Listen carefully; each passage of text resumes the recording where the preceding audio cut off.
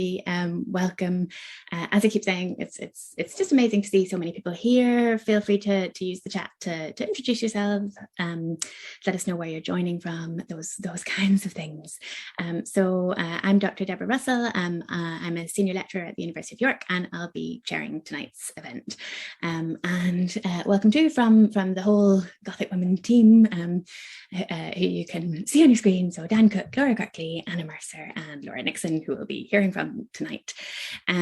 Just to introduce the project first, so this is our second event. The Gothic Women Project aims to celebrate women's Gothic writing, and we're focusing especially on Romantic period Gothic writing and its legacies.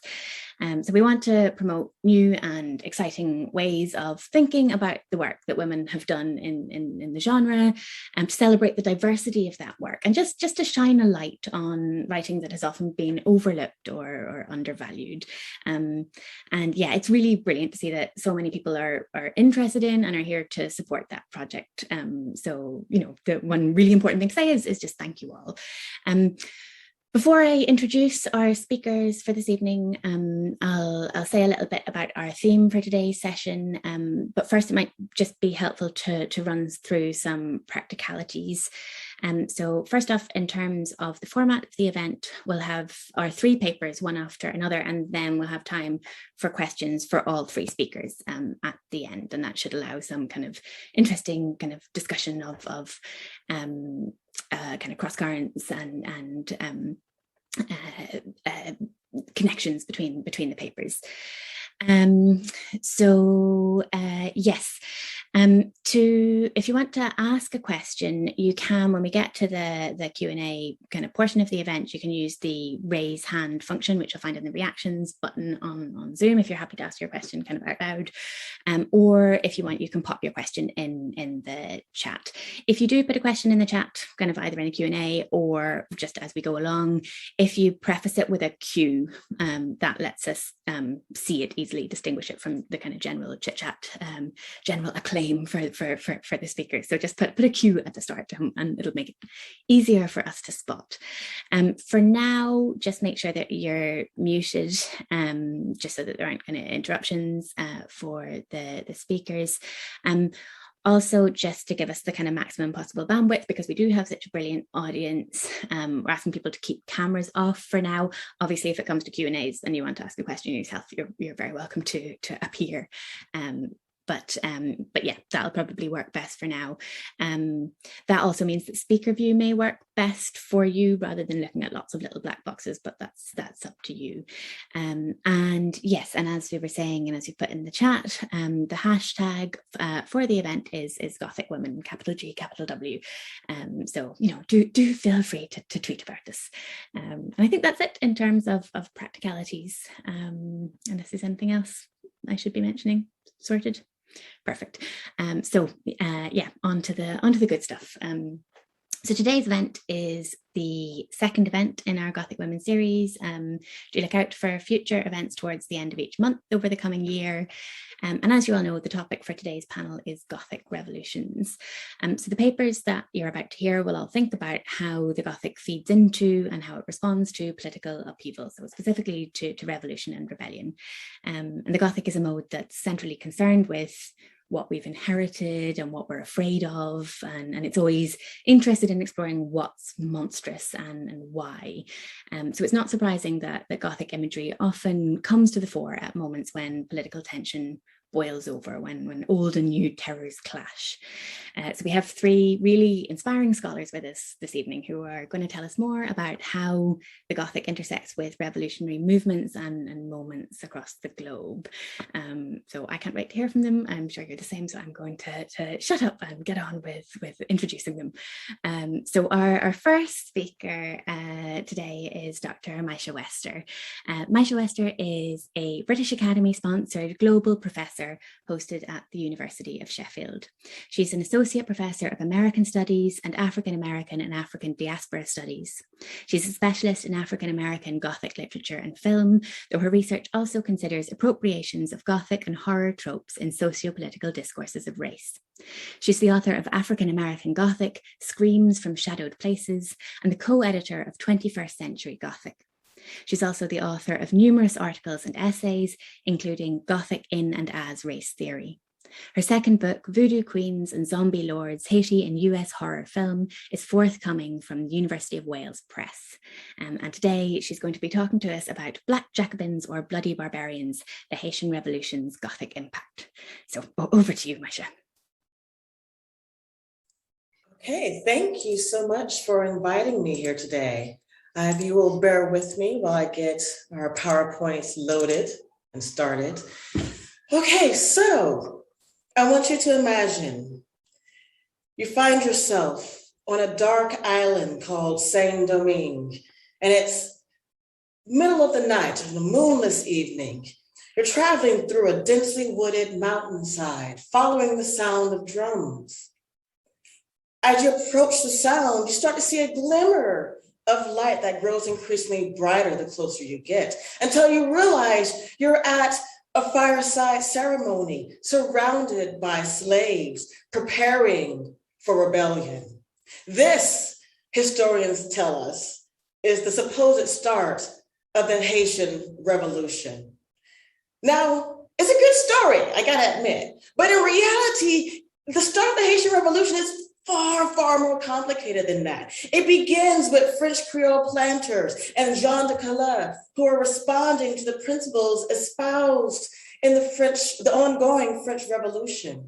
It also begins with enslaved and free Blacks who aided the US in the American Revolution, some of whom are leaders in the Haitian Revolution, like Henri Christophe, who learned firsthand by participating and serving in battles in the American Revolution, such as the Battle of Savannah.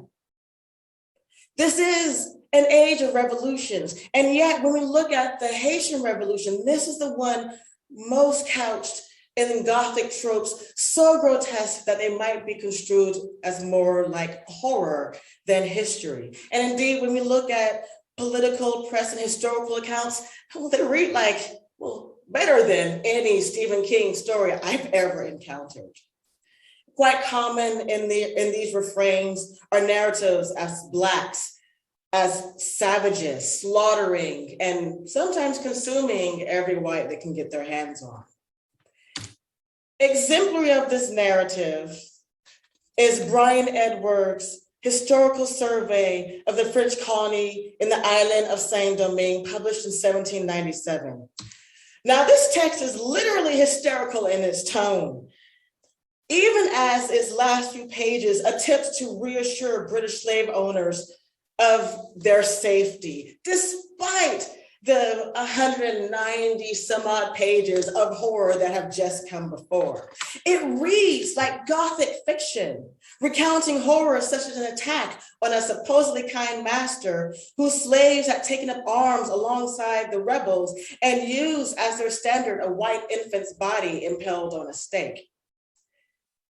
He engages in stock Gothic tropism when he declares that the savagery, quote, cannot be remembered without horror, nor reported in terms strong enough to convey a proper idea of their atrocity, end quote.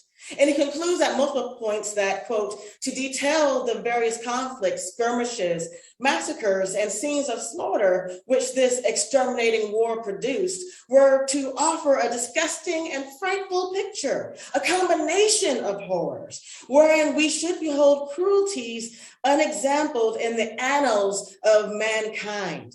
Human blood poured forth in torrents, the earth blackened with ashes, and the air tainted with pestilence, end quote. That's not a war, I don't know what is. And yet, what's also notable is that the French Creoles are made as monstrous as the Black rebels. In one footnote, he describes the torture of two Black rebels by the wheel. One dies quickly, but the other suffers extensively, though silently, and perhaps with a bit of dignity. He notes that, quote, at the end of 40 minutes, some English seamen who were spectators in the tragedy strangled him in mercy, end quote, even as onlooking French spectators, including women, ridiculed the sailors for their tender and weak hearts. Not to be left out, American commentators just down the road also picked up the thread. And so we find Peter Chazet exemplary in this end in his historical sketches of the revolutions and the foreign and civil wars in the island of San Domingo, published in 1840. In Chazet's accounts, Toussaint is described as a fool and pretender whose idiocy creates havoc and destruction for innocent people. He describes Dessalines as an all-out, ferocious, famished tiger with blood-red eyes and a maniac's fury. And the landscape itself becomes ruinous. And he tells of floorboards covered with 2 inches of dried blood, walls dyed red with gore, a road of bodies leading to a man-made river of blood. As much as Chazet feigns heroic dominance, he also recounts scenes in tones suggestive of Gothic romance. So for instance, he runs from one estate to the next, barely outpacing the torch-bearing rebels, and nearly missing capture when he and other white plantation owners abandon a small town, quote, at the moment when a column of 1,000 blacks rushed it with flaming torches in hands, end quote. Reaching the port town, they just managed to help the hundreds of distressed women aboard a schooner when they decried another column of, quote, blacks coming down from one of our evacuated posts and were within 1 mile of us, running down as fast as they could. Nature even takes a Gothic turn in Chazet's text, especially in his description of Jeremy in the days leading up to Dessalines' slaughter of the remaining white Creoles who refused to abandon the island. And of course, this is a point Chazet leaves out of his narrative, that these whites have been warned and given the option to leave and yet refuse. But again, why? This is the age of revolutions. There's so much bloodshed. And to pretend that the American Revolution or the French Revolution occurred without much gore or horror is naive. Well, part of it is because of how the Haitian Revolution challenged in white European ideas of race. Free people of color and slave rebels defended their territory from not 1, but 3 colonial powers, France, England, and Spain, who occupied the other half of the island at the time, a place now called the Dominican Republic. Now, this is supposedly impossible for blacks, especially given Enlightenment ideas about race, especially as articulated in slaveholding texts. So for instance, quite often we find arguments about slave inferiority, the simplicity of Black thinking, their need for tutelage and for guidance from, well, more progressive white countries and individuals. So what we see then in the Haitian Revolution is the collision, you might say, a kind of encounter with Lacanian semiotics, as it were. Whereas we discover the reality of existence is far more complex and nuanced than the language, than even the concept which we've agreed upon works, right? And so the notion of the reality itself is not in keeping with the intellectual ideal that we fabricated. This is apparent, especially in Edwards and Chazet. And again, this is also why perhaps we see such horror, Gothic horror in their texts. They are in the midst of that Lacanian collision. Thus, both Edwards and Chazet recurrently question and meditate upon the true force behind this Black revolution because, well, in their thinking, there's no way Blacks could be behind it, though that's very much the reality. And thus, both typically conclude, ultimately, it's white men organizing this successful revolution. Edwards says it's Wilberforce and his crew, while Chazet says it's the British trying to destroy France in an act of revenge for helping the US gain their independence. Chazet makes a lot of twists and turns in his text. It's really a fun read. On the US side, there's also the ways in which the Haitian Revolution challenged US ideals of democracy, especially as enunciated in the Declaration of Independence. Even as the US was organizing itself into an independent nation and preparing for its revolution, early critics pointed out the hypocrisy of the founding fathers. Thus, one English critic said to Ben Franklin in 1764, quote, "You Americans make a great clamor upon every little imaginary infringement of what you take to be your liberties. And yet there are no people upon earth such as enemies to liberty, such absolute tyrants where you have the opportunity as you yourselves are." Samuel Johnson at the first American Congress in 1774 also points out, quote, "How is it we hear the loudest yelps for liberty from the drivers of Negroes?" King George himself even called out the founding fathers for claiming cruel enslavement to the throne when our founding fathers were themselves enslavers. The Haitian Constitution points out this hypocrisy quite clearly. His 1805, which is the first constitution that it produces as a sovereign nation, first abolishes slavery.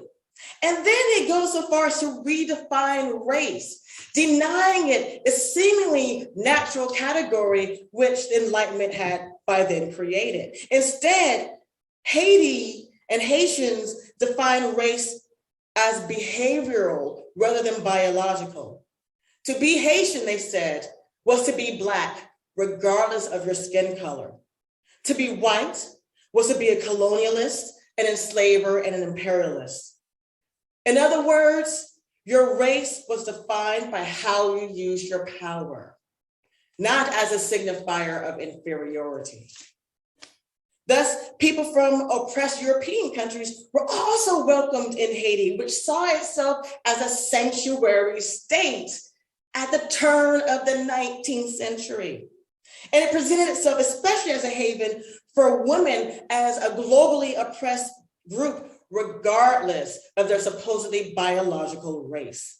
They were also explicitly anti-imperialist, while America was still waffling on this issue. As such, the revolution posed an intellectual, scientific, and categorical threat to the white Western world. Edwards alludes to this in his text via the previously mentioned incident with the sailors and the white Frenchwoman.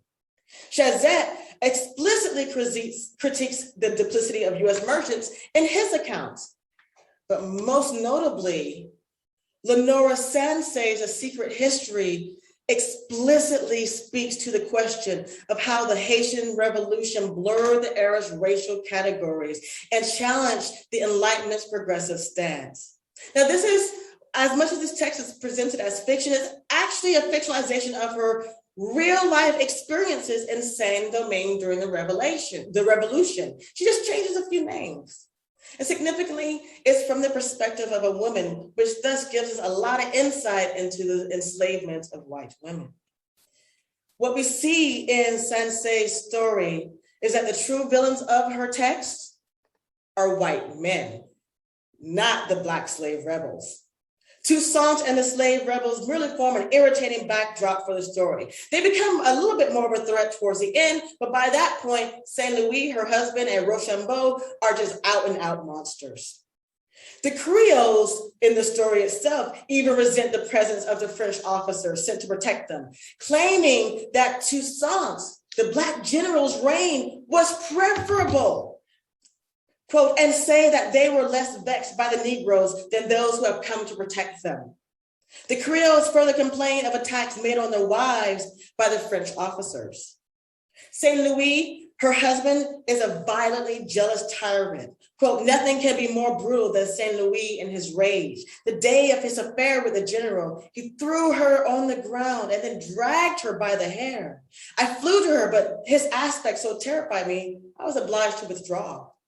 Rochambeau, the French general, is a persistent, unrelenting pursuer despite Clara's marriage. He too is a tyrant, a scoundrel, and a truly horrifyingly creative torturer.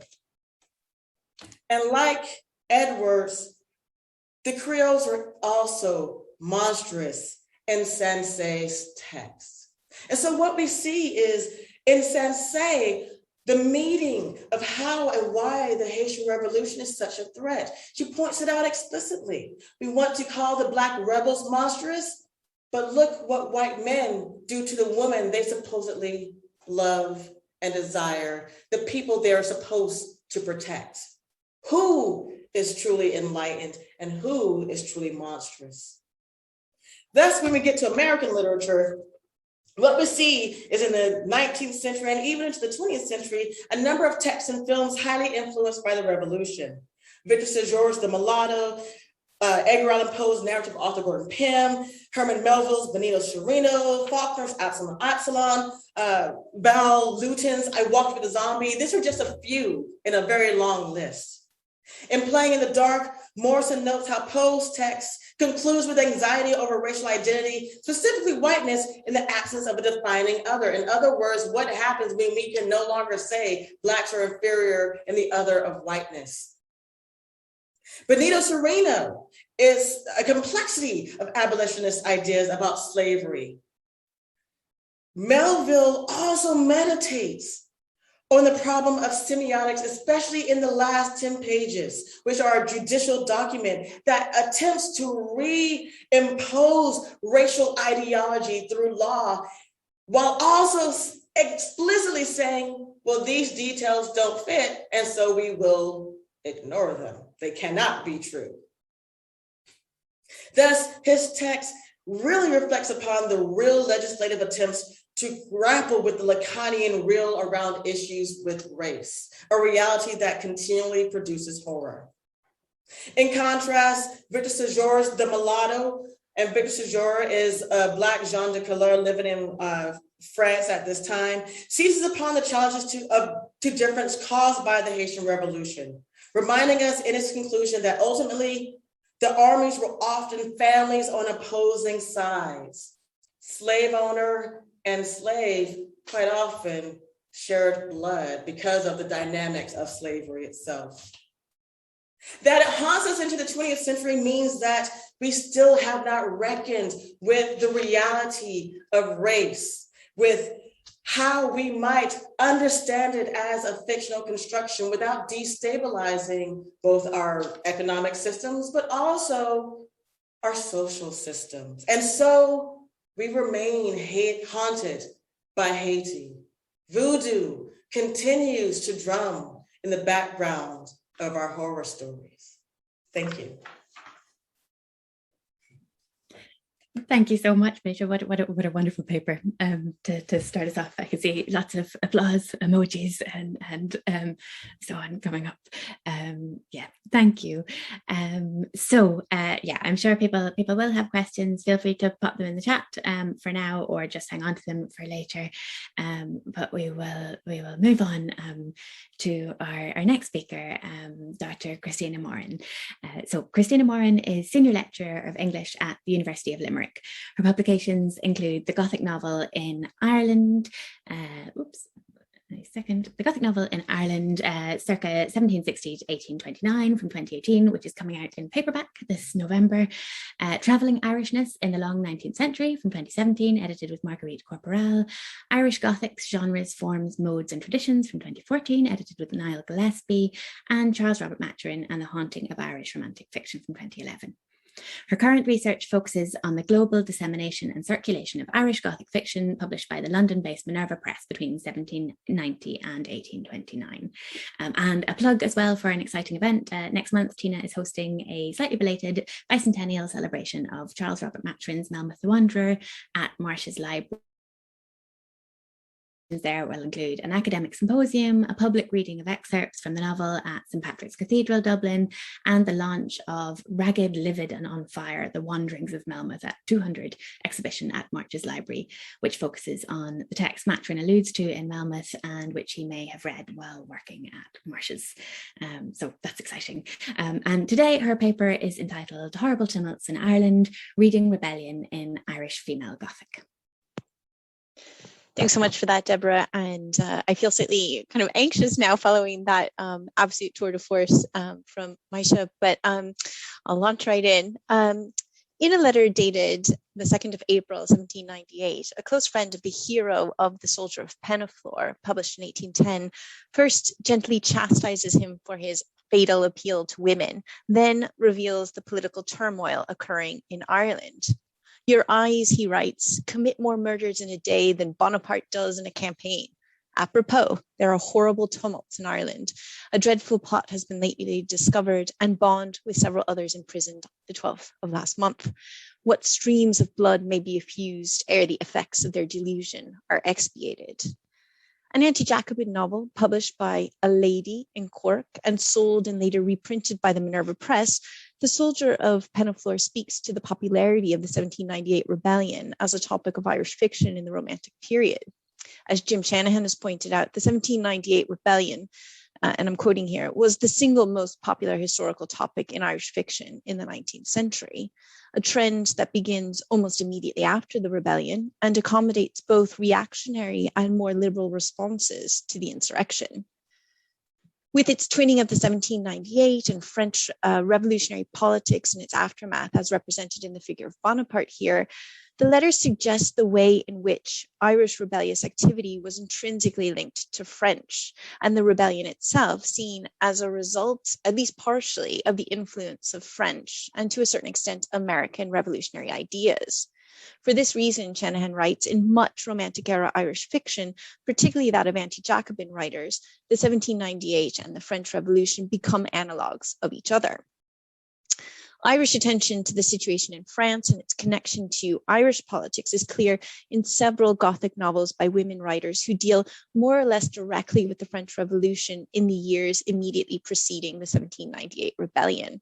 And a great example of this is Mrs. F.C. Patrick's 1797 novel, The Irish Heiress, in which the heroine, Augusta, travels to France in the days preceding the fall of the Bastille. And the novel uses the dead bodies that Augusta encounters time and again to emblematize the horrors of the French Revolution, arguably with a view to linking those atrocities to the violence already occurring in Ireland in the lead up to the rebellion. Post-1798 Irish Gothic, in contrast, seems much more inclined to deal obliquely with the rebellion. Charles Robert Matrin's My Liege in Chief, published in 1812, perhaps most notably, features a counterfactual rebellion, often misunderstood as the 1798, but which is actually a fictitious insurrection linked to Robert Emmet's 1803 rebellion. Meanwhile, the Gothic inflected works of Maria Edgeworth and Sidney Owenson, including Castle Rackrent, 1800, The Wild Irish Girl, 1806, Ennui, 1809, allude to the 1798, but fail seriously to engage with it, leading Tom Dunn memorably to refer to the rebellion as a kind of secret sigh in Romantic era Irish fiction. Now, Jim Shanahan, who's really the expert on fictional representations of the 1798, has noted that Dunn's assessment of the silence about the 1798 in Irish Romantic fiction is largely based on what we might now consider canonical writers: Edgeworth, Owenson, Matrin, the Banham brothers, and Thomas More. When we expand our consideration of Irish writing of this period to include more marginal writers, including popular Gothicists, we begin to see a quite different picture of the 1798's literary impact. Irish women's Gothic in particular adopts the 1798 as a key reference point, which isn't entirely surprising if we think about Irish Gothic's foundation in rebellion. As Jarlath Killeen has very persuasively argued, the very emergence of Gothic literature in Ireland relies on revolution, specifically the 1641 rebellion, and the feelings it invoked amongst the Irish Anglican population. The 1798, in turn, was very often understood as a repetition of the 1641. So we might expect to find revived or renewed interest in and anxiety about ideas, themes, and images of revolution in the Gothic fiction of this period, as Deborah has suggested at the beginning. And I think this is particularly true amongst writers attached to what Jarlath Killeen calls the imageology of horror that underwrites the Irish Protestant identity in the 18th and early 19th centuries, though of course it should be noted that there were Catholic writers of Irish Gothic. But writers like the author of Penaflor used the 1798 to confirm Protestant righteousness and victimization at the hands of barbaric Catholic savages. Now, of course, as Neil Gillespie has pointed out, this position shared certain similarities with that of English anti-Jacobins, who used the Gothic mode and manipulated the 1798 to warn both English and Irish readers about the effects of Jacobin sentiments. Think here, for instance, of Charles Lucas's Quixote or Mrs. Bullock's Dorothea, both published in 1801, both of which figure the 1798 in their narratives for cautionary purposes. On the other end of the political spectrum, Irish Jacobins adopted the Gothic as the perfect literary form with which to reflect the lived reality of what Thomas Holcroft referred to as William Pitt's reign of terror in Ireland. Post-rebellion Jacobin literature, Gillespie writes, quote, attempted to counter the proliferation of anti-rebellion texts then entering the literary marketplace, denying that the rebels were Gothic villains by insisting on their humanity and by making monsters of those who labored for the state. A great example of this latter perspective is found in Regina Maria Roche's 1820 Minerva Press Gothic, The Munster Cottage Boy, which features a sympathetic Irish servant, Connolly, who's scathingly referred to as, quote, an united Irishman by the thoroughly repugnant absentee landlord Peckham, the real villain of the novel, who lusts after the heroine, Fidelia. Fidelia's father, Glenmore, has been exiled to America after having been implicated in the 1798. He hadn't actually been fought in the rebellion, but had got caught in a circumstance where he defended his foster father after his foster father was accused of having given shelter to some fugitives from a rebel camp surprised in the neighborhood. And in that situation, Glenmore accidentally shoots an English officer, and retribution is swift. Punishments were then summary, Glenmore explains to his daughter. I was immediately brought to trial, accused of the double crime of rebellion and murder, and sentenced to be shot. In vain, I pleaded my innocence. There was no one to confirm the assertion. Now, before his sentence can be carried out, Glenmore is forced to watch his foster father tortured to death before an unexpected attack by the United Irish Forces frees him from his prison, allowing him to flee to America. And he secretly returns many years later to retrieve his daughter. But on the eve of their migration, he's discovered by a British naval officer, leading to several revelations that both exonerate him of his supposed crimes and reintegrate him into Irish society. Well, it's significant that neither Glenmore nor his foster father directly engage in rebellious activity. They're only ever involved tangentially or accidentally, as it were. Roche's novel is clearly driven by a liberal and sympathetic account of the United Irish, as well as what George Haggerty terms an actively pro-Catholic narrative agenda. Roche is interested in promoting Catholic emancipation. In contrast, The Soldier of Penaflor figures the United Irish as misguided patriots at best and savagely violent dissidents with little sense of what they're actually fighting for at worst. Called to serve in Ireland with his regiment, the hero Alfred is excited.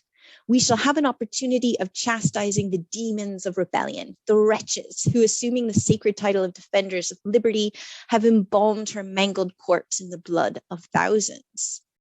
His season in Ireland, as he terms it, proves more arduous than he perhaps imagined, however, and the novel is at pains to detail the destruction of land and community that takes place during the rebellion. Depicting Alfred fighting at the Battle of Ballinammuck on the 8th of September, 1798, for instance, Penaflor paints a picture of a thoroughly Gothicized landscape and gestures towards the long-lasting impact of the rebellion. Alfred asks, am I, Alfred Sedley? Are we the beings a few short months saw shining amidst a blaze of opulence, of comfort, of felicity? Are we now to expire amidst a mausoleum of slaughtered fellow creatures on a bleak, dreary Irish heath, a field of battle, a field clotted with the gore of deluded as they were my countrymen? O ruling Providence, say it is indeed a dream. Interestingly, suggesting the complexity of political circumstances of the 1798 and the ways in which, as Alfred briefly suggests here in the vision of the United Dead, the distinction between rebels and loyalists break down, Alfred is later in the novel assumed to be a united Irishman. Now, the novel ultimately adopts a thoroughly anti-Jacobin stance, dealing with the idea of Irish insurrection in order to portray the 1798, in Shanahan's words, quote, not as a reaction to rights denied, but as an attempt to subvert the rights enjoyed by others, end quote. And I want to just finish with a final post-1798 Irish Gothic by the same anonymous author as that of The Soldier of Penaflor, a novel called Amasina, or The American Foundling, which was published in 1804. It was published by the Minerva Press, and it presents a slightly more immediate response to the 1798 than either Penaflor or the Munster Cottage Boy. It also, I think, highlights the diversity of approaches to the rebellion in Irish women's Gothic, even within of one author. Suggesting, I think, again, the complexity of the politics behind the rebellion's deployment and pointing to the ways in which its literary legacy could be harnessed to very different ends. In Amasina's case, to position Ireland very purposely within a transnational context. The novel is a particularly cross-formal one, drawing on the Gothic, but also the epistolary tradition, the Bildungsroman, and the national tale, and expressing, at least at first glance, very little interest in Irish politics. The rebellion that features in the novel is not the 1798 or the more recent 1803 rebellion, nor is it the French Revolution. Instead, the hero apparently dies fighting in America.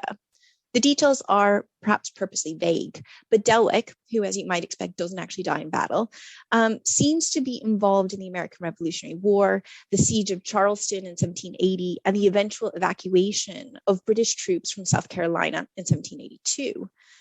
And the Revolutionary War's inclusion in this novel functions as a conservative validation of British sovereignty, producing a kind of colonial unionist slant on the national tale, whereby the heroine's eventual symbolic marriage to Delwick, an English soldier turned gentleman, integrates Ireland into a wider British imperial project.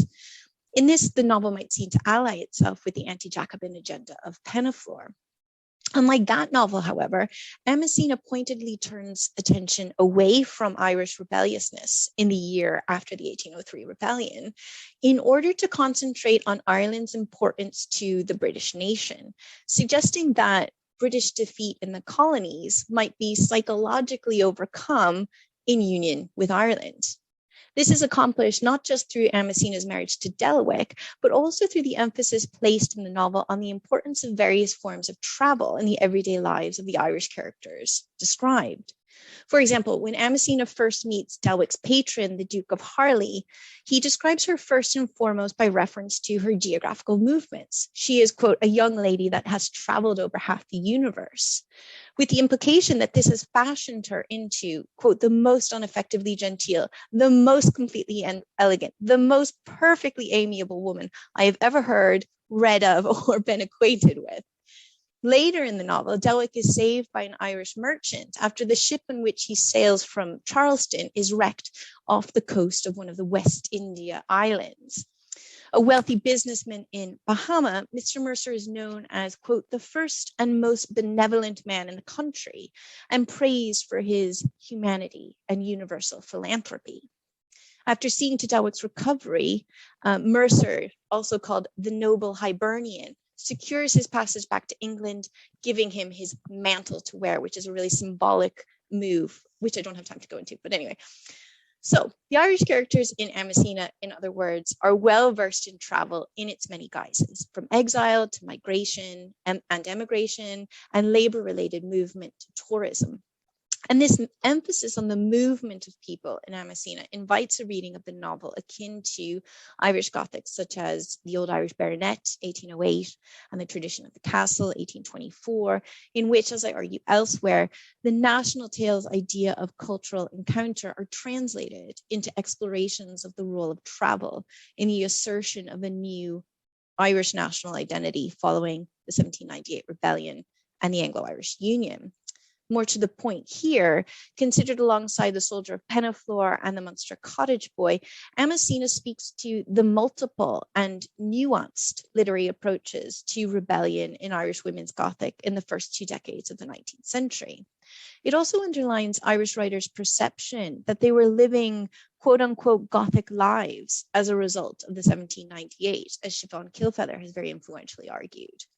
Finally, it emphasizes the ways in which authors of divergent conservative and liberal backgrounds manipulate both the Gothic, though I haven't really had a chance to focus on the Gothic aspects of these novels, but they manipulate the Gothic and the 1798 itself, or its absence, as the case may be, to negotiate Ireland's post-rebellion reputation and its standing in an increasingly globalized literary marketplace and indeed world.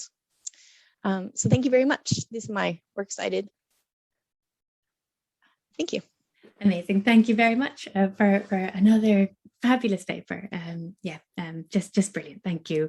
And yeah, again, lots of applause coming in. Do feel free to drop questions in the chat now or save them for later, as you wish.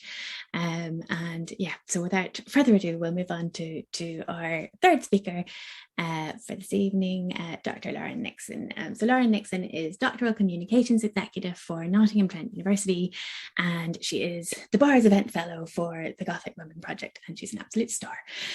So she was awarded her PhD from the University of Sheffield in 2020 and specialises in masculinity and representations of war in the Gothic.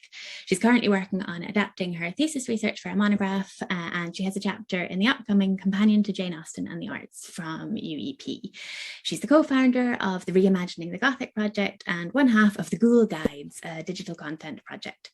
And her paper today is entitled A Soldier for Me, Framing British Masculinity and Nationality in Women's Gothic Writing During the Revolutionary Wars. Thank you, Deborah. I'll just get this up and going. Okay, so there is I didn't make this myself, I stole this from Canva, but I thought it looked pretty, so everybody can enjoy it. Okay, in 1788, Britain had revelled in its freedom as centenary celebrations took place across the nation in honour of the Glorious Revolution of 1688. However, the following year would witness the Bastille fall, throwing Europe once again into turmoil and threatening British moral and social order. The revolutionaries' rallying cry of liberté, equalité, and fraternité would challenge the monarchies of Europe's great powers in such a way that would fundamentally change the continent forever. But the revolution would also bring chaos and the so-called Age of Terror, which fueled the fires of the Gothic mode. It is almost impossible to separate the state of Britain after 1789 from the revolution unfolding across the Channel. As William Doyle has argued, all educated Europeans were aware in the 1780s that they lived in an age of upheaval and defiance of authority. British responses to the revolution, however, were somewhat mixed. Many respected its ideals, believing that in overthrowing the ancient regime, France had finally won themselves the constitutional freedoms that had been enjoyed by Englishmen since 1688. Others, such as Edmund Burke, rather infamously warned that the revolution signalled the age of the end of chivalry and threatened to drag Europe into a state of absolute chaos. But despite the initial support, or in many cases the apathy of the British public towards the French Revolution in the years immediately following, the wars that would come in its wake would eventually dominate Britain's landscape for over 20 years. Britain entered the Revolutionary Wars in 1793, following the execution of the French monarchy, when Britain expelled the French diplomat and received in return a declaration of war from the revolutionaries, and would remain almost constantly at conflict with them until 1815. A criticism that has been oft directed to the works of Jane Austen is that her novels fail to acknowledge the international turmoil wrought by the Revolutionary and later the Napoleonic Wars, a criticism unearned and arguably quite untrue. Although the threat of invasion remained prevalent throughout the period, these conflicts played out off the page. War, as Mary Favre has defined it, was at a distance. It is in the literature of this period, however, that we may read the anxieties and fears of a nation at war, and in particular of the women whose lives it fundamentally altered, yet who could only ever spectate from a distance. My paper today is really just a snapshot of my research, but what I hope to do is to highlight the significance of the Gothic as a literature of war, and that by reading it as such, we are able to understand key tensions in Britain's national identity and in its notions of masculinity and manliness in the revolutionary and Napoleonic era. And that crucially, it is women's writing and women's Gothic that we get this, a narrative often neglected or excluded from historical accounts of the period. During the 7 Years' War and in the years that followed it, Britain, although dominated by an English perspective and centre, had begun to reconfigure its national history. This myth-making embraced ideas such as chivalry, reclaiming the medieval romances that had been labelled as superstitious and bad art during the Renaissance, as a national history that demonstrated Britain's moral and military superiority over its neighbours. As Gerald Newman has demonstrated in The Rise of English Nationalism, this revisionist approach to Britain's so-called ancient past marked the beginnings of his attempt to forge a new national identity, one that hinged on intense patriotism and the notion that Britons were the inheritors of the knight-errant and were the heroes of chivalry. The Glorious Revolution and the foundation of the British Constitution was key to this growing ideology. It allowed Britain to self-mythologize, presenting itself as a nation who had always valued freedom and justice above all things. But this national identity also hinged on Britain's ability to compare itself with its neighbours, and in particular with France. The 7 Years' War saw a rise in patriotic, Francophobic rhetoric in which Britain was the champion of freedom and virtue, standing strong against a papist, degenerate threat that would disrupt its moral centre. To paint itself as the glorious inheritor of chivalry, despite chivalry being very much a French mode itself, as Angela Wright has noted, Britain needed to be able to define itself against its French enemy. Thus, although responses to the revolution itself ranged from supportive to ambivalent, the growing threat of war in the lead up to the Declaration of Pilnitz in 1791 would ultimately force a change. That is not to say, of course, that war was fully supported. It's too large for the scope of this paper, but a great number of pamphlets and political tracts demonstrate a very strong reluctance on a number of levels and resistance to another costly war, often noting that conflict itself was in fact at odds with Britain's supposed values. But there was another widespread, concentrated push in pro-war propaganda that used the revolutionaries' invasions of other nations to drum up a patriotic fervour amongst the British public, which Linda Colley has detailed excellently in her work, Britons. The soldier, perhaps unsurprisingly then, is an important figure here. The soldier's reputation had suffered greatly after the 7 Years' War. It was an extremely costly victory, and it resulted in a general lack of financial support for decommissioned soldiers, which saw many men return home to find themselves unable to go back to their kind of original jobs, and instead turning to vagrancy and highway robbery. The reputation of the soldier was sunk even further after Britain's defeat in the American Wars of Independence, and many saw the British military and the British army as being victim of foppishness and effeminacy, thanks to things like the Grand Tour. But to win a war, one needs not only a strong military, but a population in strong support of said military. The British soldier needed to be rehabilitated as a national hero, and songs, poems, pamphlets, and novels were one of the ways to do so. So this is an example of the type of narrative that was being peddled in the 7 Years' War. Just realised I should have switched that earlier, but here's a lovely Janwick painting for you.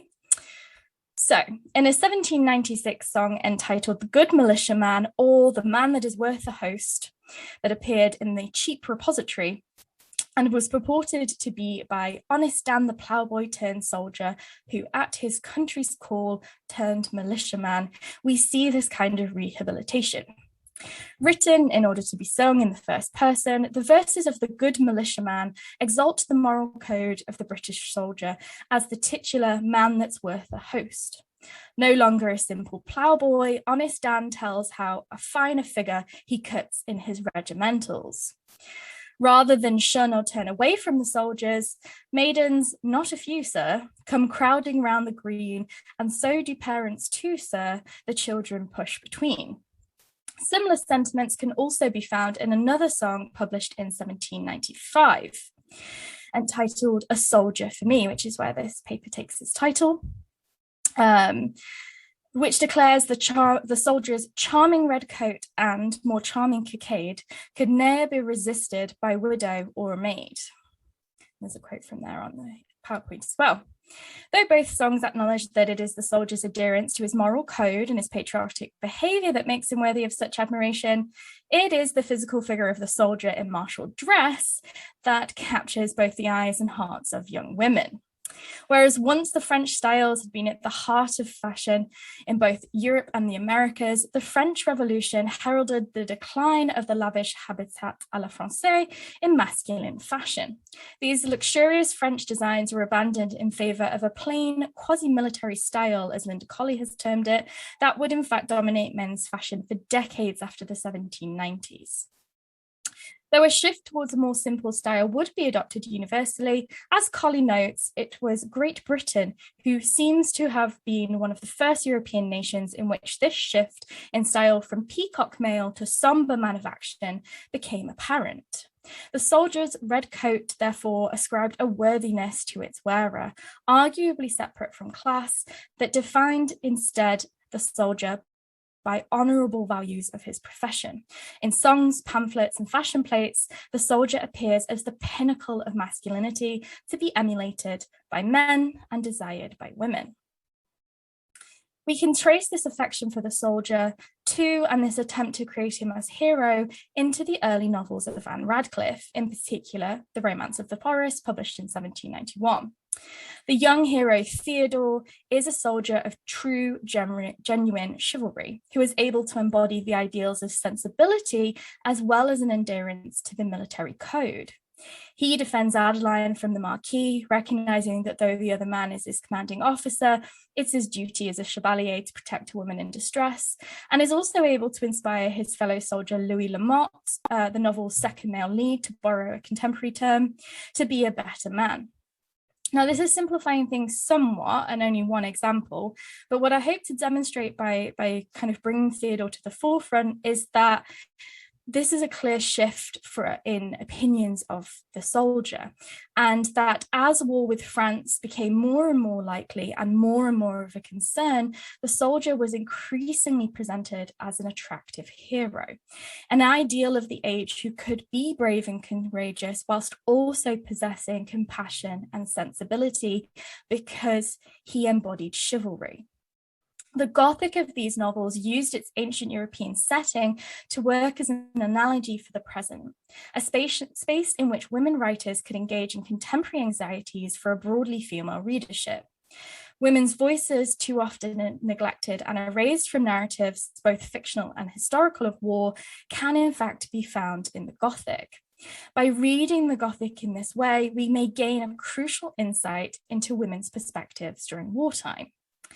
But whilst the soldier was extremely good looking in his regimentals, he was not always the ideal soldier. And I don't have time to go into this fully in this paper, but what I want to finish on is the fact that once war became full-fledged, the soldier could no longer be a sustainable hero of chivalry. Mary Wollstonecraft's 1792 Vindication of the Rights of Woman sums this up perfectly. Wollstonecraft's criticism of the way in which the soldier was educated, which she uses to demonstrate the issue with female education, demonstrates the fundamental issues in the military brotherhood and the style of soldiers' education. From this, we then start to see that though the soldier may seem to be bold, heroic, and attractive, his education is not one that promotes individuality, and his violence makes him complicit in the destruction wrought by war, fundamentally disrupting his identity as a hero of sensibility. The Mysteries of Udolpho, published in 1794, so the year after Britain entered the War of the First Coalition, demonstrates a clear shift in Radcliffe, one that is very much in keeping, and as I argue in my thesis, perhaps inspired by the issues raised by Wollstonecraft and Vindications and Radcliffe's own trips to Europe at the beginning of the Revolutionary Wars, where she witnessed firsthand the death and the destruction and saw soldiers kind of at the side of the road. We see in moments such as this, war completely destroys these beautiful romantic countrysides. What we see as we move through the period and through the Revolutionary into the Napoleonic Wars in the works of writers like Regina Maria Roche and Mary Shelley is that chivalry is a fallacy. War wounds a nation as much as it makes it great. The soldier becomes not Theodore, but Valancourt, the inept hero of the Mysteries of Udolpho. And men with military aspirations become villains like Montoni. In a novel like Claremont, published in 1798, we see a heroine who is constantly plagued by the dangers of the space between men and women, which war fundamentally created. Madeline is in danger because she cannot see what happens off the page, and she does not know what happens when the men in her life are not in front of her, no matter how gifted and brilliant she is. By the time we reach Valperga, which reflects back on the Napoleonic Wars using Castruccio and the Condottieri, we see that the Napoleonic is the undoing of the ideas and principles of the revolution, but it also demonstrates that chivalry and the chivalric past is just myth-making. It is unsustainable. It cannot be continued. It will always be fundamentally violent and therefore fundamentally disruptive. What's crucial then is this is a view that we get only through the writing of women using the Gothic mode to express anxieties about something that they are unable to see and constantly shut out of. And really what I want to end on today is the significance and importance of a format and a mode like the Gothic in a narrative where women's voices, as I've said, are so frequently blocked out. Thank you very much. Thank you very much, Lauren. So three fabulous papers, another just amazing one, and so interesting to have the different contexts and the different perspectives. But I think all three papers speaking to each other in really interesting ways on lots of fronts. So yeah, from this portion of proceedings, we'll throw things open for questions. As I've been saying, if you have questions, you can pop them in the chat, or you can use the raise hand function, which I'll find under the reactions button, to kind of call yourself to our attention. That sentence got away from my control somewhat, but you know what I mean. And we'll come to you.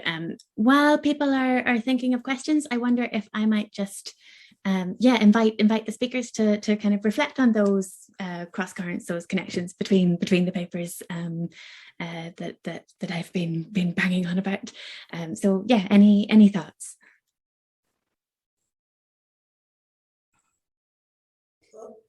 Actually, Lauren and Christina, your papers are both excellent. Christina, thank you so much for educating me about the Irish Revolution and sort of it's interesting to think of them presenting themselves as Gothic subjects after the fact.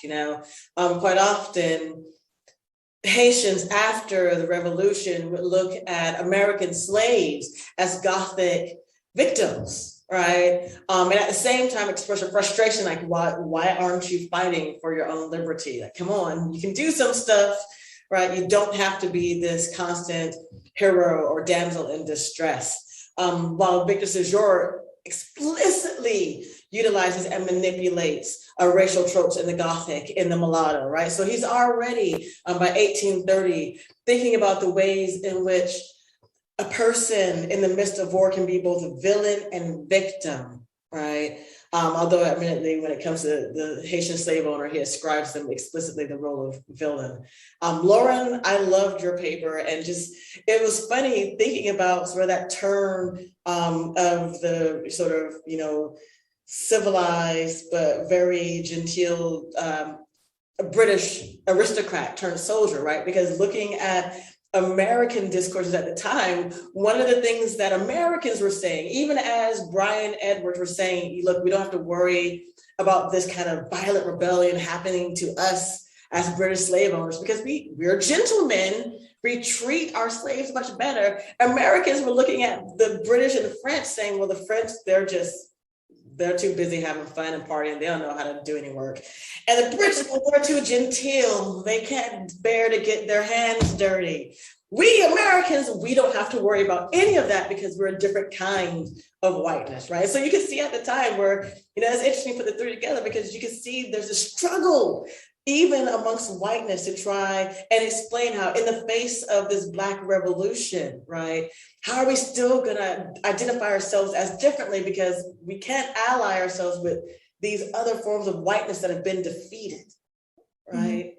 Yeah, 100%. Really, and this is a conversation that's happening a lot in like medieval studies about the term Anglo-Saxon.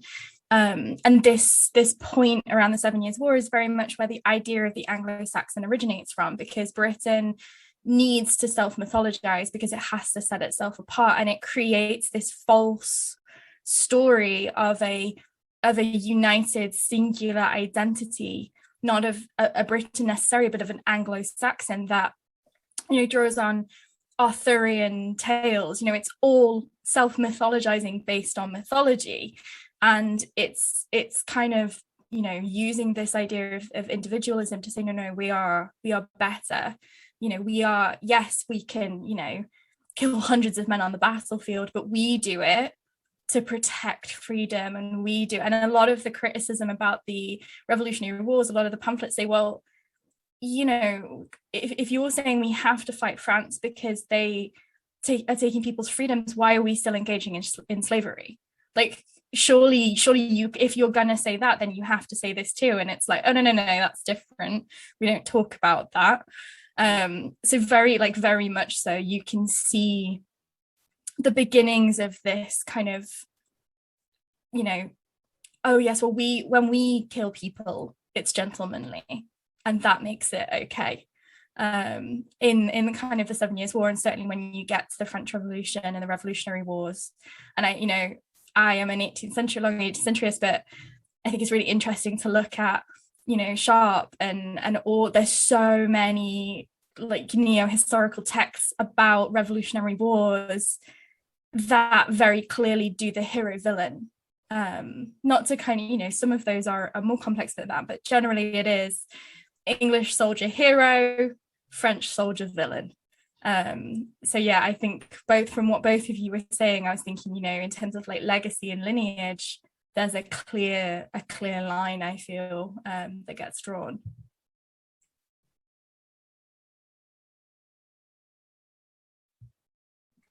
And so interesting how the Gothic kind of helps to think through those debates about who gets tagged with those different identities as well, and like where the monstrosity lies and so on as well. Tina, did you want to come in at all? No, I mean, I appreciate your comments, Maisha. I think there are lots of interesting synergies between, the ways in which these kind of internal divisions in Ireland kind of play out, and this particularly for the author of Penaflor, which unfortunately we don't know really anything about her. She published The Soldier of Penaflor anonymously, but on the title page it said by the author of Amasina. So these are our kind of, that's really all we know about her. But it is interesting to think about the politics there, and I mean, she's clearly a kind of she's clearly interested in kind of thinking about rebellion as this kind of violent force that disunifies Ireland, but actually should not be seen to kind of endanger in any way Britishness. And I think you can see really clearly in her novels, that kind of the quote unquote divided identity that is so common. I mean, so commonly kind of linked to Anglo-Irishness or the Irish Anglican population. but then of course you've got Roach, who there has been speculation that she was Catholic. I think it's unlikely because of her of the things that we know about her background, in particular land ownership. But she espoused a much more clearly sympathetic kind of pro-Catholic agenda, and so that plays out in then a very different, as I say, representation or depiction of rebellion, a much more sympathetic one. So it's interesting. I know there's a question in the chat, but I'm going to hold this, but I am curious, like, if gender informs any of this, right? Since both of them are women writing this, but I'll save that for later. I definitely think gender does come into play, and I'm kind of just waffling here. I would love to kind of sit down and think about it a little bit more clearly, but I do think gender comes into play because in these revolutionary activities, women never are never part of them, right? They never have the agency, and so the agency comes with the representation of the rebellions. There's this really interesting passage in Matrin's The Milesian Chief, right? Okay, so Matrin's obviously writing from a male perspective, but he kind of gives a great depiction of it. The hero of that novel, Conall O'Morven, who's just led a kind of disastrous rebellion, is wandering the countryside looking for food, and he goes to a cottage and asks the peasant woman there for food, and she hands him the body of her dead son killed in the rebellion, right? And it's such an interesting kind of depiction of the actual, inability of women to have any power in these situations. And so then the women writers, I think, respond by claiming agency through their very depictions of it. Yeah, Charlotte Smith, I feel, does a similar thing. There's a really, the title of my thesis actually came from a Smith letter. She calls it This Trade of Death. Her son was wounded very early on in the War of the First Coalition, and crippled for life. And the letters that she writes before he comes home, where she only knows that he's injured, she hasn't seen him because of that distance. He's injured for a month before she even learns that he's injured, and you have that space, and she almost goes into abject because the thought of him injured and her inability to do anything for her child, and she can't even imagine what he must look like. She writes this letter where she's really scathing about war and the military and this loss of potential. And I feel like then when you look at, she's already pro-revolution, but when you look at the fiction and the poetry that she writes after, I feel like you can really strongly see this personal connection to this anti-war stance, and Smith's own horror at, she couldn't afford to send him to university. They wouldn't give him the money, so he had to join the military, and she, as a mother, has absolutely no control over that. I feel like you really get that for sure. This is a brilliant discussion. I'm going to interrupt the three of you to get to some of the questions that we have coming in, but feel free to pick this back up. So Laura, you have your hand up, so we'll go to you first. This is a partially formulated question. I've had my hand up for a while, but I got distracted by the conversation, so it's still partially formulated. I really enjoyed the conversation, needless to say. I was just really interested in, I suppose, the opportunities afforded by the Gothic genre to women writers, but also to, I suppose, some of the limitations of the genre.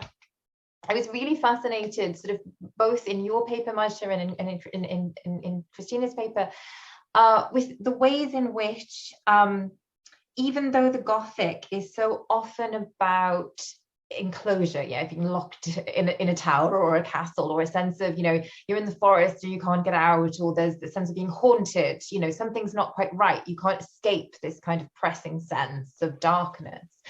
There is so much in the literature that you draw attention to, and Lauren, please also feel free to jump in on this. There is so much effort to break out of limiting definitions. So those kind of challenges to racial categories, challenges to national allegiances, attempts to construct the self differently, which I can't help but map onto gender as well. That sense of trying to break out of limiting definitions of what it means to be a particular gender, a particular race, belonging to a particular nation. So, I wondered if you could think, just expand a little bit on those ideas. But it also struck me that the Gothic genre also means that as those efforts to deconstruct those definitions are happening, monstrosity is always being put somewhere else. There's still always monstrosity somewhere. That it made me think of it particularly, Maisha, when you said, we're still trying to break away from this haunting, essentially. We're still trying to deconstruct this fiction of race in a way. So yeah, I just wondered if you could talk a little bit more about those aspects of your papers, and from the gender perspective, Lauren, please do also feel free to jump in. I guess I'll start us off. I think what's interesting, especially when we look at narratives around race and the Haitian Revolution in the late 18th and early 19th century, you see also their nationalism coming into play, right? And the old idea of race as informed by nation rather than biology coming in, right? And of course, it's utterly political, as race always is. And so you see that an earlier haunting of how we categorized and understood race re-entering into these narratives, because there is such strife and conflict happening between Britain and France, right, at this time, is in particular, right? What's interesting, if you look at the narrative, Spain kind of gets acknowledged and then ignored. Like, yeah, they're on the other side of the island. We ain't really worried about them.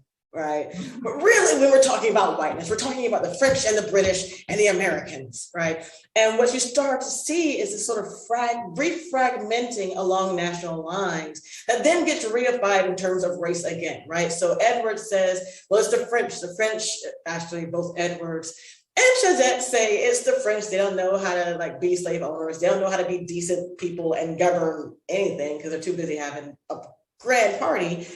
But then this gets later reified in terms of, well, it's the Creole part of the French, right? And it's this reaffirming of, well, it's because they've been surrounded by Blackness too long that they've become utterly wild, right? Is that they're French Creole, British Creole, right? They're not quite white anymore. And so it's a struggle, I don't think, that they ever really become comfortable with or resolve, right? Even as they start to signify race is as much about politics as it was ever about biology, right? That becomes uncomfortable, because what happens when we're once again allies, right? How then can I then continue to say your whiteness is a difference, another kind of racial difference, if I'm saying you also occupy the same categorical and privileged space that I do? And well, then now we have to enter into the Creole. I think women occupy an important location here, right? Because they're the outsider within. They're white, but not the kind of whiteness that accesses the same degree of privilege that white masculinity accesses. And so they're able to look from both within, but also into the very, very center and say, that's not working. Yeah. Right? Like, yeah, you think you're the hero because you're my white husband, but you're a dick. You're a jerk as a guy. And so really, you're more of a problem than the Blacks are. Right? Yeah. I don't think they necessarily, white women's texts of this time really disrupt notion of race as biology. They disrupt the kinds of hierarchy and privileges we give to whiteness versus Blackness versus brownness, so on and so forth. Yeah, I think that's a really interesting point, and one that I think holds true for Irish women's Gothic, right? I think I'd have to sit down and think a little bit more about engagement with race in Irish women's Gothic, but there are a couple of examples that come to mind immediately. One of them is Amasina, The one that kind of really I was thinking about when you were speaking, Maisha, is Kitty Cuthbertson's Romance of the Pyrenees, which was also published in 1803. And Kitty Cuthbertson has been recently revealed or identified as Irish by Jenny Batchelor. And in that novel, it in some ways it's hilarious. It's kind of as excessive as Gothic could be. And the hero in that novel takes on a number of different disguises, including dyeing his skin to become a black servant, right? Improbable as that might be, he becomes a black servant called Hippolito. Anyway, I might have his name wrong. Anyway, and in that guise as the black servant, he is the heroine is told that she has to marry him, or else, and that's the only way she'll become free. And although she finds him a very sympathetic character and is in fact in love with him in one of his other disguises, this is presented as a really, quite a upsetting turn of events. The other characters respond to it in quite racist ways, but the novel is making a point about how there is a hierarchy of privilege, and that this supposedly black man has more power than this woman. And in Amasina, for instance, there's an interesting interlude. The hero, when he is taken for dead while fighting in the Revolutionary Wars, he's actually been kidnapped by a tribe of Native Americans who are, one wonders if the author of Amasina had any actual knowledge of Native Americans based on the way she describes them, but they are initially described as savages, right? Bringing up all those different tropes that were applied to the Irish as well. And though these Native Americans have kidnapped the hero, they actually eventually let him go on the kind of promise that he will never treat the savages of North America in a kind of violent way. And so there's a certain kind of sympathy there. And again, I think the novel is playing with these kind of synergies between race and whiteness, I suppose, but Irish whiteness, if that makes sense. So. Really fascinating. Thank you so much. Now we have questions coming in on the chat. There's a question from Ella for Lauren asking, would you draw parallels between the soldiers masquerading as gentlemen and wealthy noblemen in novels such as Jane Eyre and Rebecca, i.e. women writers hinting at something brutal beneath a mannered surface? Yes, definitely. And this is actually something this is kind of what I want to look at next, is the way that the Gothic functions as a post-war novel, particularly in the 19th century and in the immediate aftermath of the Napoleonic Wars, because, essentially what happens is when you have over 2 decades of conflict, you have a man who has his whole life on another shore, and that allows him to return and to almost paint himself as he chooses, because his military uniform, his military identity allows him a certain free pass. And we see this as early as the end of the Napoleonic. Mr. Wickham in Pride and Prejudice is a fantastic example of this. He arrives in the village, nobody knows of him, but because he is handsome and he joins the militia, and that allows him the red coat, a certain set of characteristics are assumed of him. When he leaves, they discover that, he's all sorts of degenerate, he's all these debts, but he goes on to the next place, and, Austen hints that this is going to keep happening because he will always be a handsome soldier in a red coat, and the handsome soldiers in red coats are inherently dangerous because they're allowed this movement. And I think what you start to get in the Gothic after the Napoleonic, and particularly when you look at contemporary war Gothic, is this huge anxiety about what happens at war. and the secrets that men bring back with them from war. And that manifests because we have no way to describe PTSD, you know, in the 19th century. That trauma and that fear manifests as a ghost or a demon or, you know, a dark secret in an attic. And you get that very sort of driven anxiety about what happens at war and the history that you are unable to see. So yeah, I think that particularly in the post-war, and this is kind of why I mentioned Claremont, that anxiety about, you know, Clement's not about war, but it's written at a point in time where war's been going on for much longer than anybody anticipated it to do, and women's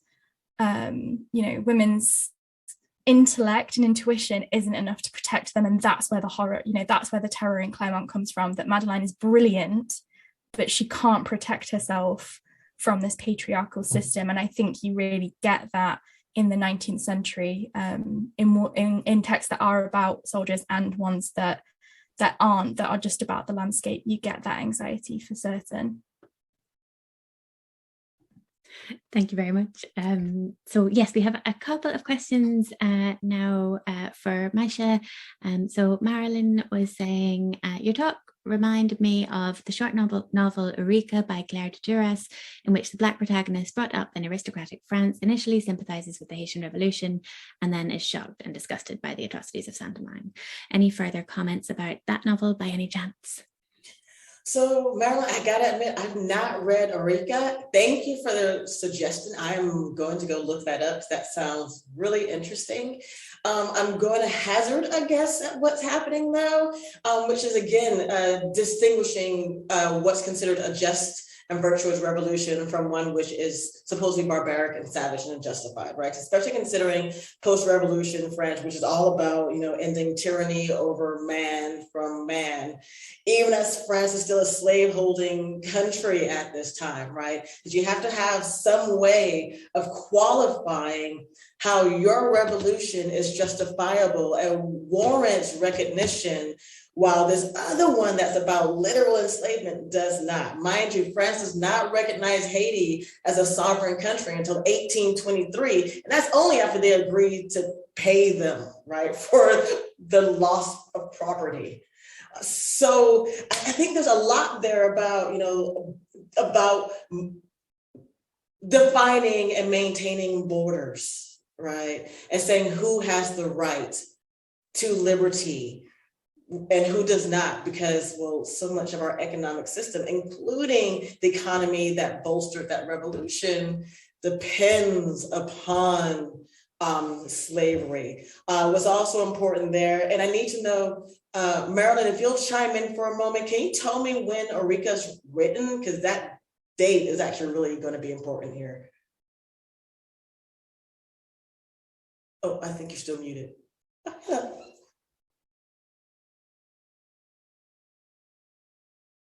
Sorry. Oh. Yeah. It's 1823.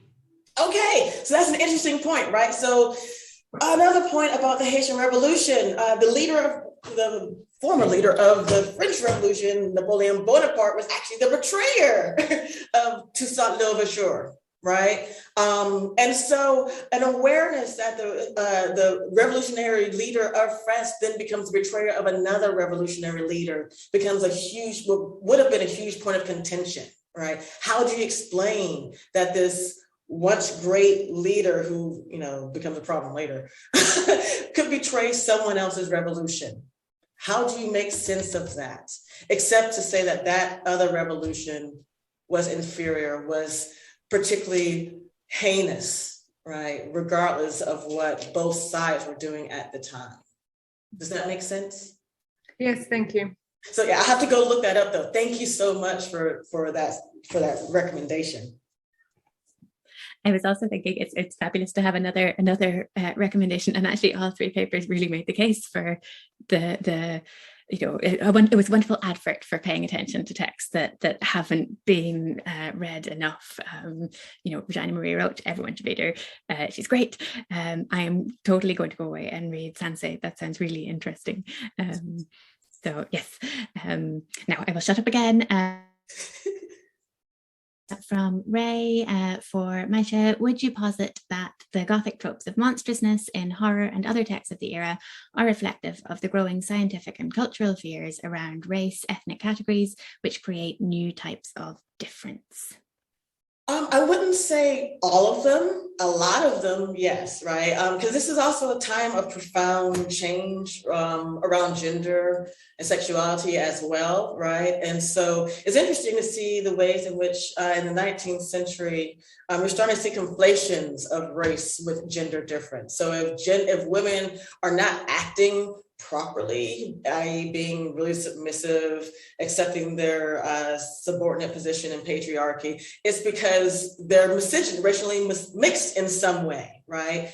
This is when you start to see, for instance, notions that the Hottentot Venus, her body signifies upon white women's bodies in weird ways, right? So if for those of you that aren't familiar with the Hottentot Venus, she's an enslaved Black woman who was put on display by her French master and toured all around Europe.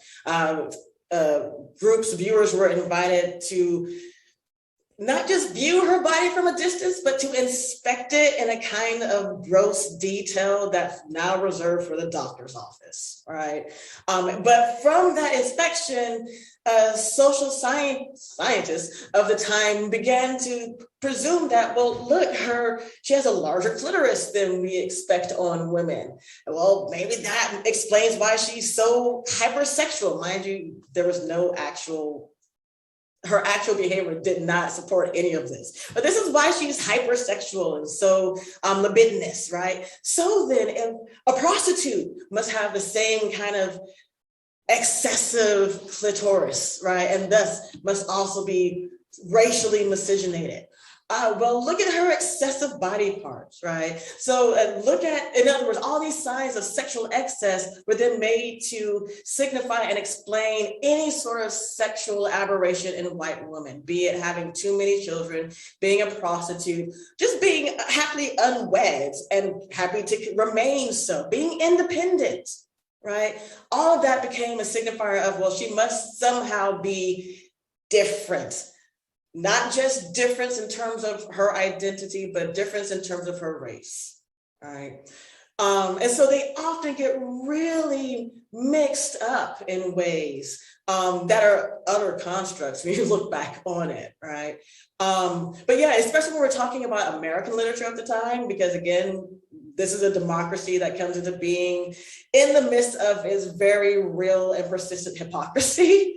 A lot of that anxiety, you do see a lot of the monstrosity in American literature pointing back to the question of racial, ethnic, and cultural differences. My favorite example of this is Nathaniel Hawthorne, Young Goodman Brown, which is utterly hysterical about how do we categorize difference and know who's different from who, and if this difference is just a construct or a performance or a reality, right? It's the same thing in The Birthmark, in which he wonders about this one little blemish on his wife's cheek, right? Some have read this as the question of, is this man's inherent sin stain that's permanently there? But we can't ignore the fact that he has this weirdly dark servant who only does physical labor that's super attracted to this birthmark.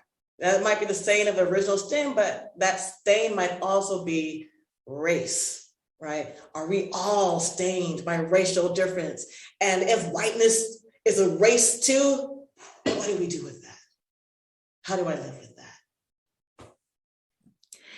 This is a fabulous discussion, and there's more going on in the chat that I encourage people to check out as well. I am aware that we've kept our speakers talking for a long time, but we have a little bit of time if anyone has any other questions anyone wants to ask. Yeah, you can pop it in the chat, or you can raise your hand. So yeah, while people are thinking of that, I've been wondering something, so I might abuse my chair's privilege a little bit. I was thinking, I mean, again, I was so struck not just by the kind of connections between your papers, but by the ways in which different revolutions and rebellions kind of used other revolutions and rebellions to understand their own or to make a point about their own. And I think particularly with Tina, your paper, I was wondering about whether it's particularly important for Irish writers to kind of draw on a kind of transnational perspective or to link to other revolutions in other places. I mean, perhaps because this is the one where we have to say kind of rebellion rather than revolution because it never quite gets there. So yes, those are my rambling thoughts.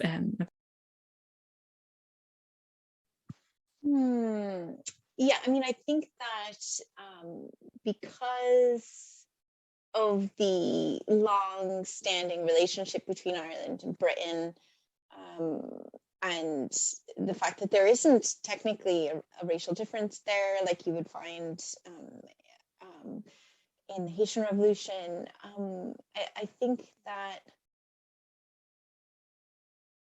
yeah, I mean, I think that there's a real interest in denying Irish savagery and kind of upsetting that link between Ireland and other colonized peoples, which did inform British thinking of the Irish, right? And you think of like the Irish disease and as Irish people migrated into Britain and the kind of,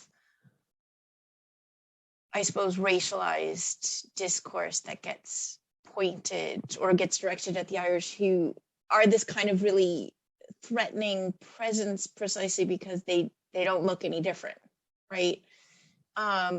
So yeah, I mean, I think there is a kind of interest in Irish literature to kind of try to dispel that idea of Irish savagery.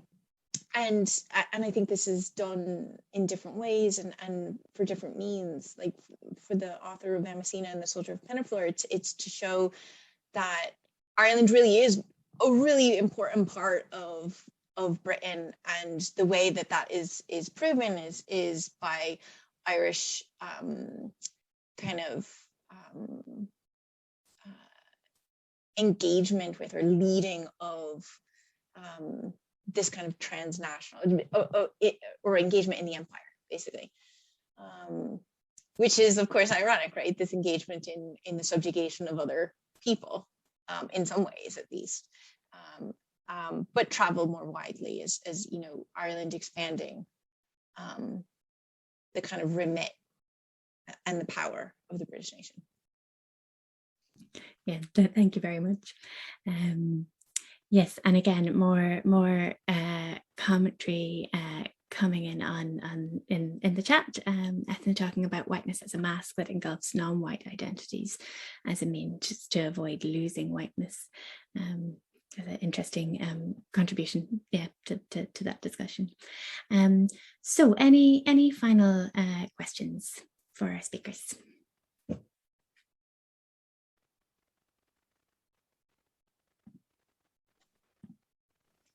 I always draw those silences to a close too early, so I'm like, wait and see if anyone wants to come. But yes, in that case, I think everyone, please, join me in a round of applause for what was really just 3 wonderful papers. Just a fascinating evening. Thank you all so much. And a plug as well to watch out for our next event. Our October event is on ghost stories, and the link to that will be live. Lauren has just put it in the chat. So yes, it will be live in 20 minutes. You should be able to use that link to access it. But yes, thank you all so much. That was really wonderful.